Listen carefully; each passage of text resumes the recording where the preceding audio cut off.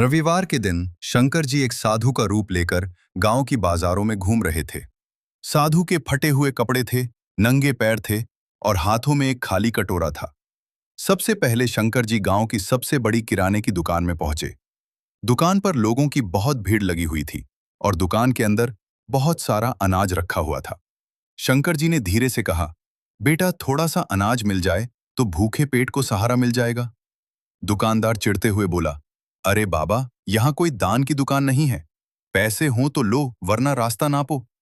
शंकर जी शांत भाव से चुपचाप आगे बढ़ गए। थोड़ी दूर आगे जाकर शंकर जी गांव के सबसे बड़े जमींदार के घर पहुंचे। घर में भंडारा चल रहा था, पूजा हो रही थी और बहुत तरह के पकवान बनाए जा रहे थे। शंकर जी ने हाथ जोड़कर कहा, बेटा थोड़ा सा प्रसाद मिल जाए तो भगवान तुम्हारा भला करेंगे।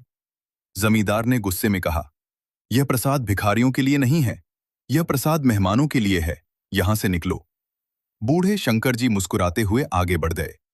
रास्ते में शंकर जी गांव के किनारे एक टूटी हुई झोपड़ी के पास पहुंचे, जहां पर एक गरीब लकड़हारा बैठा हुआ था और उसके पास सिर्फ सूखी हुई खिचड़ी बची हुई थी।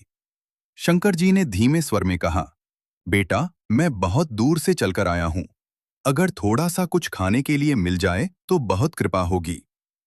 लकड़हारे ने बिना सोचे अपनी सूखी हुई खिचड़ी शंकर जी को दे दी और बोला, बाबा अभी तो मेरे पास यही है, आप यह खा लो, मैं तो एक दिन भूखा भी रह सकता हूं। इतना सुनते ही शंकर जी अपने दिव्य रूप में प्रकट हो जाते हैं। लकड़हारा प्रसन्न होकर शंकर जी के चरणों पर गिर पड़ा। शंकर जी ने लकड़हारे की टूटी हुई झोपड़ी को एक सुंदर पक्के मकान में बदल दिया। लेकिन अफसोस, फिर भी किसी ने शंकर जी के लिए लाइक और सब्सक्राइब नहीं किया।